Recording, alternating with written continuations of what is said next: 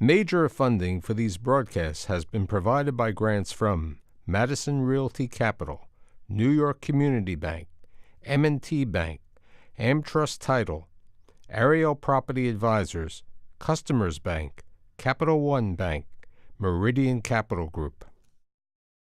Additional funding has been provided by grants from AVR Realty Company, Bank of America Merrill Lynch, Briarwood Organization, CBRE, Citizens Bank, Colliers International NYC, Collins Building Services, CPEX Real Estate Services, Douglaston Development Levine Builders, Flushing Bank, Friedman LLP, Handler Real Estate Organization Handro Properties, Hodges Ward Elliott INC, Investors Bank, James D. Kuhn Real Estate Institute at Syracuse University, John Castamatidis Red Apple Group, Kilroy Architectural Windows, Matone Group, Mercantile Bank, Newmark Knight Frank, Optimum Window Manufacturing Corp., People's United Bank, Rockefeller Group, Rosewood Realty Group, SJP Properties, Stonehenge NYC, TD Bank, Terra CRG, the Merengoff Family Foundation, the Moynihan Organization, Moynihan Capital Partners, and these friends.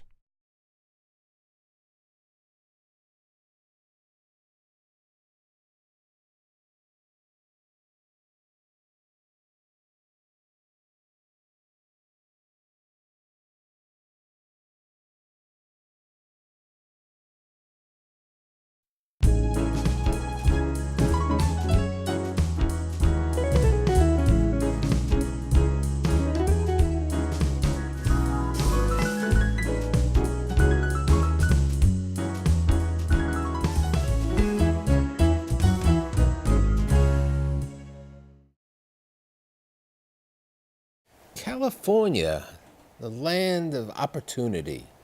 You know, California, University of California, Berkeley, Ernst & Young, Morgan Stanley?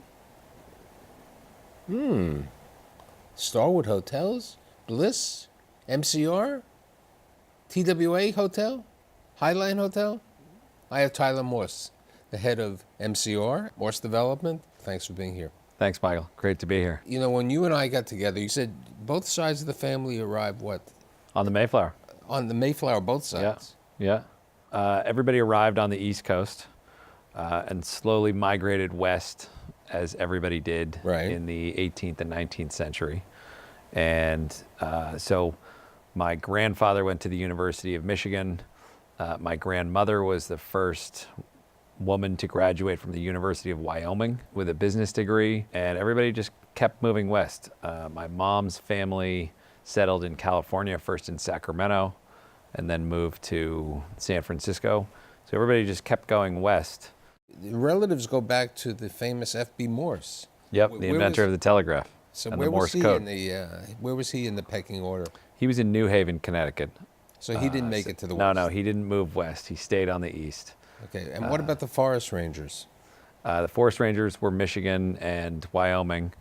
My grandfather worked for the U.S. Forest Service for, I think, 40 plus years, and was in little tiny towns in Idaho, Wyoming, South Dakota, Colorado, and eventually got promoted to management and ended up moving to the San Francisco Regional Forest Office and oversaw the Western United States. And so my dad ended up going to college at the University of California at Berkeley, which was the local public school. Tell me a little bit about your dad and mom. So everybody's from California. Everybody went to UC Berkeley.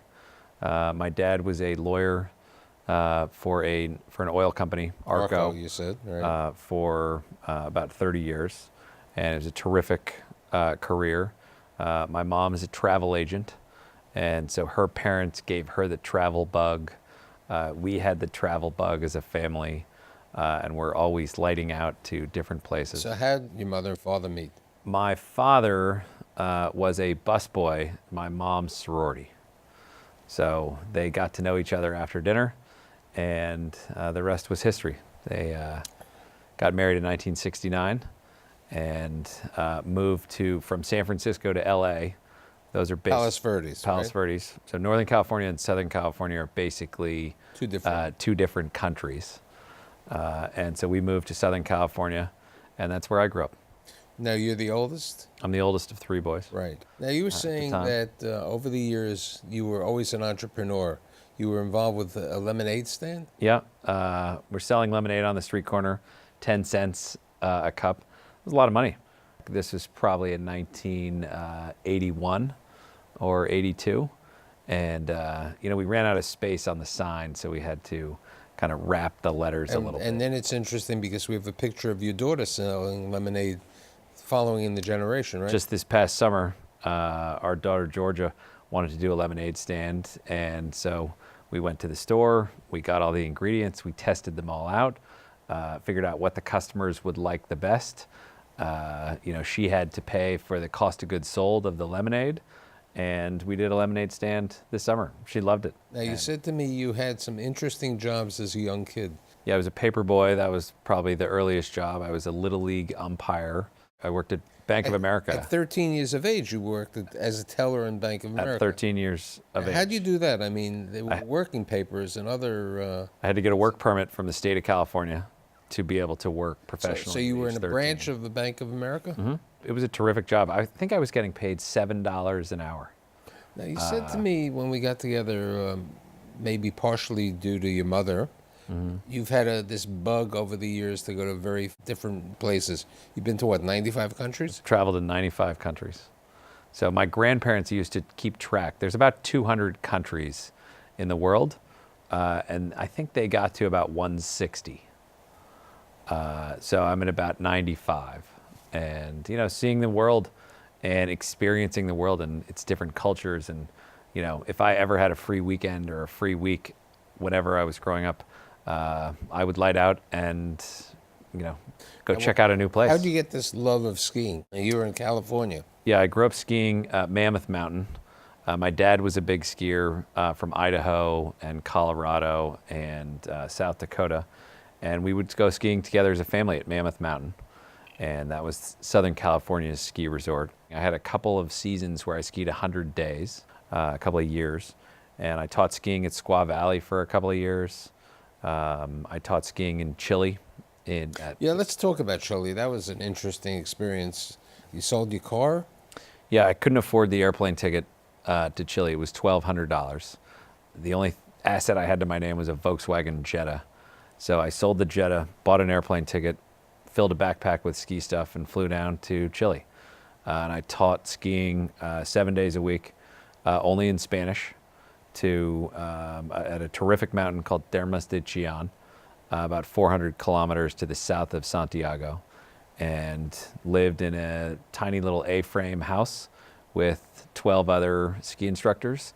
Everybody only spoke Spanish, so we just spoke Spanish the whole time, and you learn by doing. What about the avalanche on the mountain? So the dynamite. Yep. So then I went on after that to be a ski patrolman at Mammoth Mountain, and I did avalanche control as a part of that job. So at 4:45 in the morning, we would get up, put on our ski gear, put 25 pounds of dynamite in our backpacks, and throw them on the avalanche-prone slopes in order to create avalanches so that the guests didn't get caught in an avalanche after a big snow. It was a terrific job. It was a ton of fun. Lived with, another couple of ski patrolmen, and it was a wonderful job. So how'd the skier get involved with the triathlon? I was living in San Francisco at the time. I was working for Morgan Stanley, and I thought it'd be fun to do a triathlon. So there's an Escape from Alcatraz Triathlon where you swim from the island to the mainland, just like the prisoners did in the 1960s when they were escaping from Alcatraz. And then you did a bike and a run as well. The water's very cold. So if you're in it for more than about 30 or 40 minutes, you get hypothermia in the San Francisco Bay. And it was a ton of fun. It seemed like a good challenge at the time. Growing up in Southern California, you went to public school? Public school, K through 12, and then college at Berkeley. And the summers, a lot of traveling? A lot of traveling, a lot of jobs. I was a valet parking attendant at the Cheesecake Factory. I was a busboy at the Hard Rock Cafe. That was actually in Hawaii, the Ala Moana Center there. But a lot of my best experiences were through my jobs and meeting amazing people and, just doing interesting stuff. So you had to follow the family tradition of going to Berkeley? Yep, everybody went to Berkeley. So I went to Berkeley, my brothers went to Berkeley, my mom went to Berkeley. So we were 5 for 5. My dad has 2 degrees from Berkeley, a undergraduate degree and a law degree. So it was a great school. We bleed blue and gold, as we say. So when you went to Berkeley, did you have any idea that you were going to get into the hospitality business later on? None at all. I came out, it was a very generalist education. I majored in business and in English literature, and had a couple of finance jobs along the way. I was a CPA and an investment banker. And no, we'll get to that in a second, but how did you get to Ernst & Young from Berkeley? A good family friend was a CFO, been the CFO of Apple, and said public accounting was a great way to get started. And that seemed like a good idea at the time. So I worked in the Silicon Valley, and our clients were Netscape. Remember the first internet browser, Sure. Sun Microsystems, Intuit, the tech software. When did you meet Warren Buffett? That From was Ernst & Young or no, that was in before? 2000. That was when I was in business school. Okay. So you're at Ernst in California, in the Silicon Valley location for 2 years. How do you decide to leave public accounting to now go into, and you got your CPA, you passed the 2-year requirement, you make the decision to go to Morgan Stanley. How'd that happen? I think I wanted a new challenge. And so I had done accounting and wanted to do the finance side of the world and do investment banking and do M&A and corporate finance. It was a terrific experience. I worked with a great team of people in the San Francisco office. We covered the private equity firms on the West Coast and a bunch of big corporates from Boeing to Wells Fargo to Plum Creek Timber. Most of the education of the entire family was in the West Coast. How did you decide to come to the East Coast to go to Harvard Business School?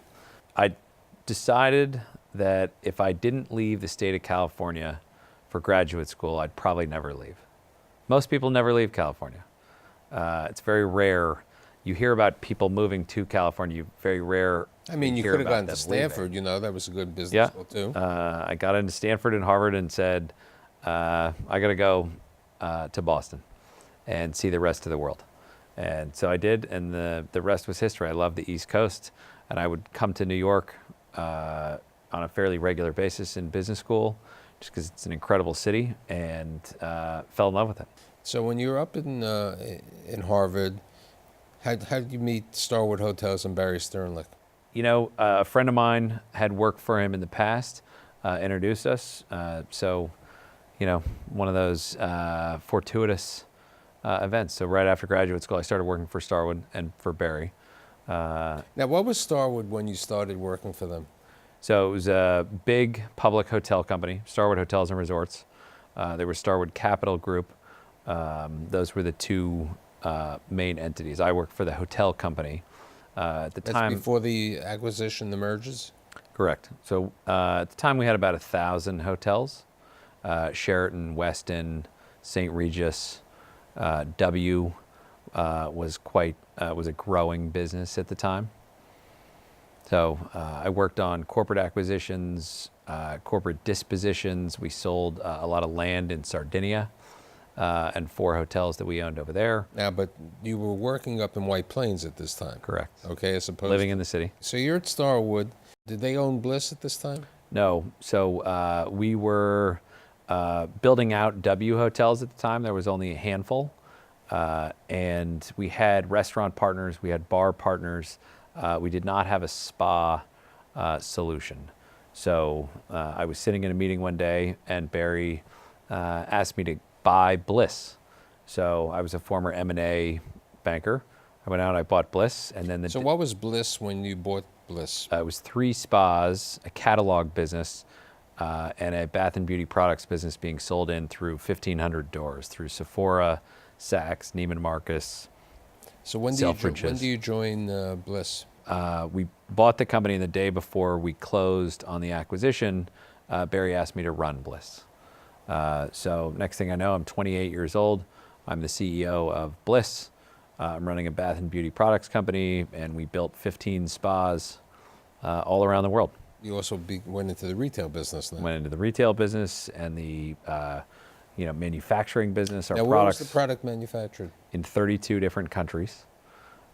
So we had a very global supply chain, and then we had a huge distribution network as well. 1,500 doors was a lot of doors to be selling the products into, and then we had the catalog business, which was a very substantial business. I think we were shipping 5 or 6 million catalogs a year. So you're Bliss for what, 3 years, I believe? Mm-hmm. So you're 31 years of age at this time. Mm-hmm. How do you decide to go into the hotel business? I know you were working with Starwood, which was hotels and other products. How does the guy who's traveled 95 countries make a decision to buy Huntsville, Alabama? Build Huntsville, Alabama. Right. So when we bought Bliss, it was losing a couple $1 million a year. After 3 years, it was making 17 million bucks.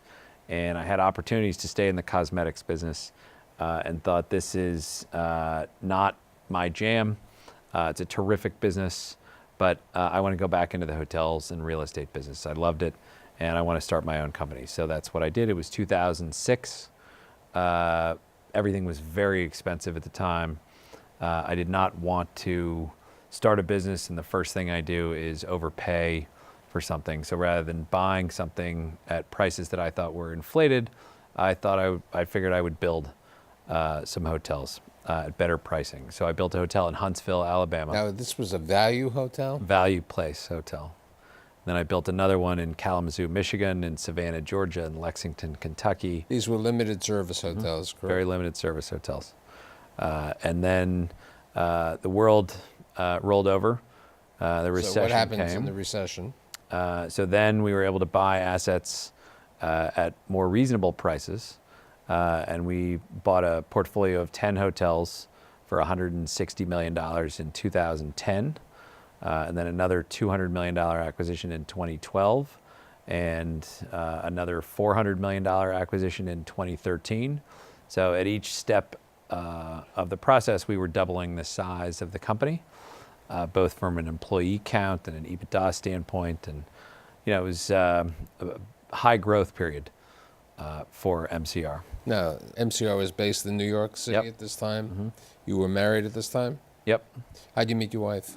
I met her at a dinner party in my apartment in New York. And, I think it was love at first sight. Rebecca was a lawyer at Davis Polk at the time. We just clicked.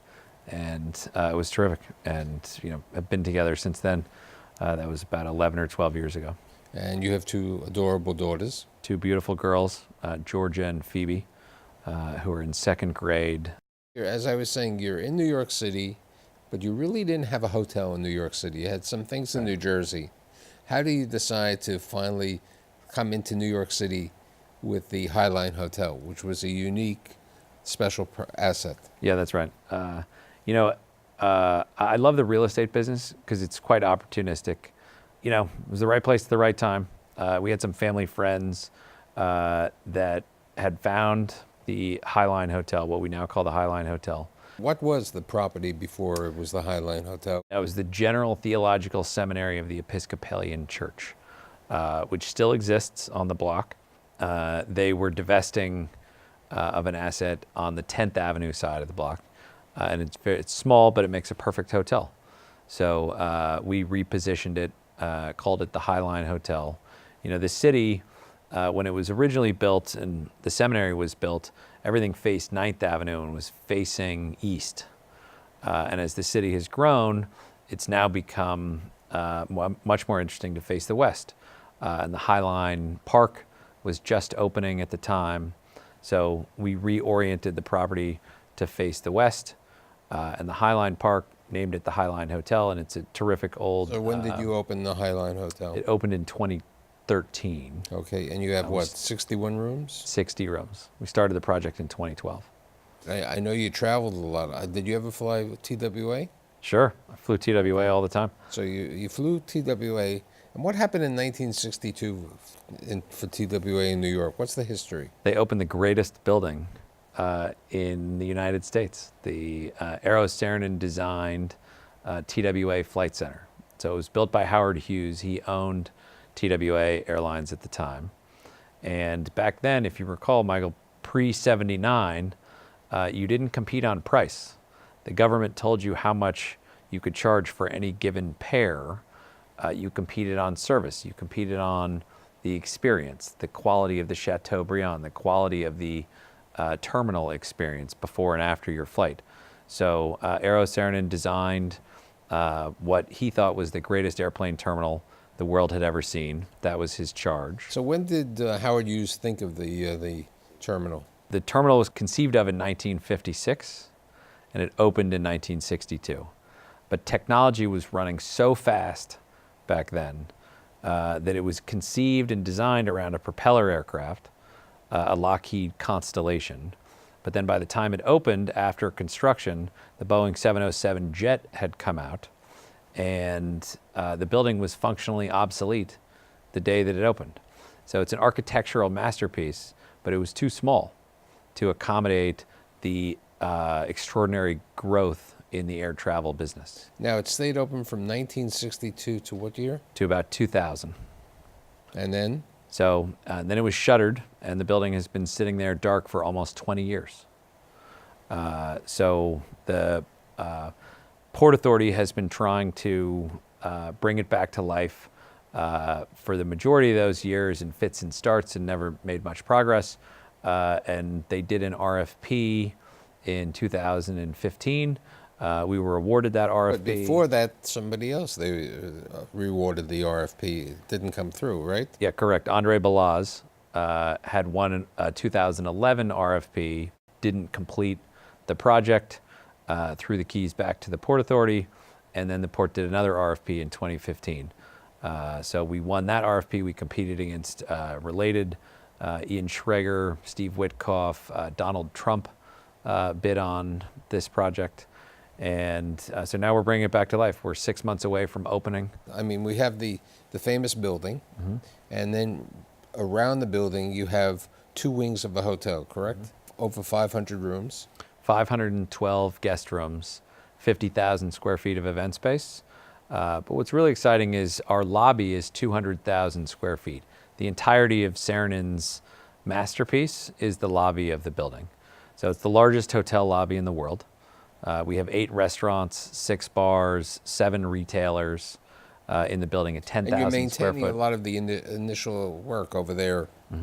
We're bringing the building back to exactly as it was in 1962. So it's a period piece.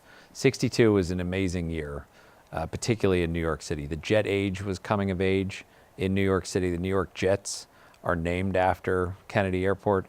The Mets played their first game that year. Kennedy was president. The airport was called Idlewild at the time. It was the largest airport on Earth at the time. Spider-Man came out in 1962. The first James Bond movie, Dr. No, came out in 1962. It was Vatican II, total reformation of the Catholic Church. John Glenn had just circled the Earth. Kennedy had announced that we'd have a man on the moon by the end of the decade. The supersonic jet was in development. It was the Cuban Missile Crisis, the epic struggle of capitalism versus communism. Luckily, capitalism won. The Barbie Dream House came out in 1962. The microwave oven came into consumer price range. Tab Cola, the first Diet Coke, came out in 1962, totally artificial beverage. The Beatles were on the hi-fi. They would come to New York in 1964 for the Ed Sullivan Show for the first time.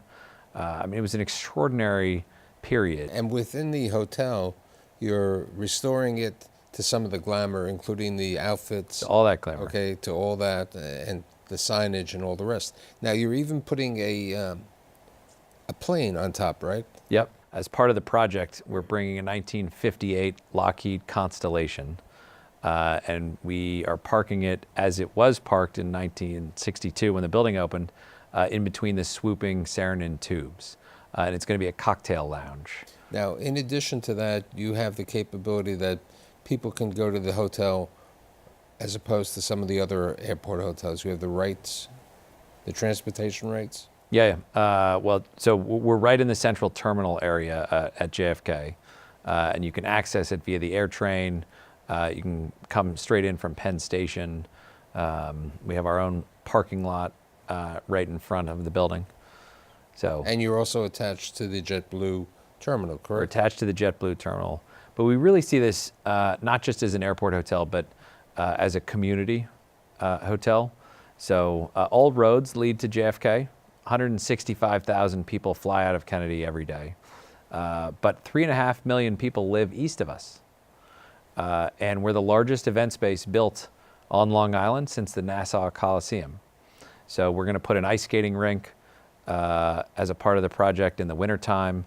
We're going to have a giant Christmas tree, holiday festivities, be the Rockefeller Center of the Queens community. So we have a kosher kitchen for the local communities, the Sephardic community, the Hasidic community. It's a big part of New York that we're bringing back here. So in 2019, New York is going to see a very interesting product with the new hotel. And I think New York and the nation is fortunate that you've built a great business today. MCR has how many hotels? 85. 85 hotels. How many employees? We have 4,000 employees in 24 U.S. states. Okay. And thanks for being here today. Thanks, Michael. Great to be here.